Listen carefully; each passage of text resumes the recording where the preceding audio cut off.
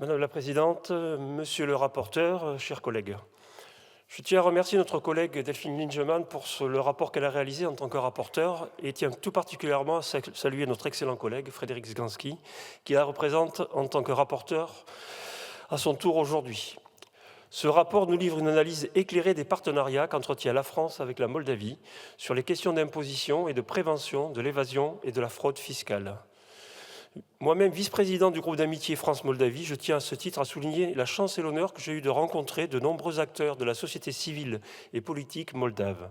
Ces dernières années, plus particulièrement depuis l'arrivée de Maya Sandu en 2020 et la guerre déclarée par Vladimir Poutine à l'Ukraine en 2022, leur main est tendue dans notre direction. Je sais leur envie d'Europe. Ces derniers jours encore, l'adhésion de la Moldavie au projet global de corridor vertical pour le transport du gaz en Europe en témoigne. La politique est faite d'actes et de symboles. La convention qui nous est proposée d'approuver a été signée 15 jours à peine après la tenue de la deuxième réunion de la communauté politique européenne à Chisinau. C'est une preuve du caractère nécessaire de ces espaces de dialogue extra-communautaires pour avancer concrètement sur les enjeux qui lient les pays du vieux continent. Ce texte est le bienvenu en ce qu'il vient combler un vide juridique qui était dommageable à nos finances publiques, à nos entreprises et surtout aux expatriés français et moldaves domiciliés dans nos pays respectifs. En négociation depuis 2006, après moult péripéties et une reprise franche du dialogue en 2019, cette convention fiscale est enfin là.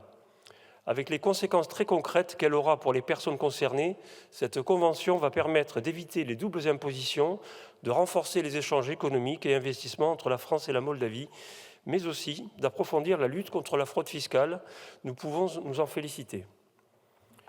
Il convient d'ailleurs de valoriser les efforts réalisés ces dernières années en matière de transparence fiscale par la partie moldave, au moyen de différentes réformes administratives. Elles ont permis de réunir les conditions favorables pour la formalisation de ce texte. J'ajoute enfin que cette convention nous donne l'opportunité de développer et d'assurer la sécurité juridique des opérateurs économiques et personnes physiques, ce qui ne peut être que le bienvenu. Vous l'aurez compris, monsieur le rapporteur, le groupe démocrate votera en faveur de ce projet de loi autorisant l'approbation et la ratification de cette convention. Je vous remercie.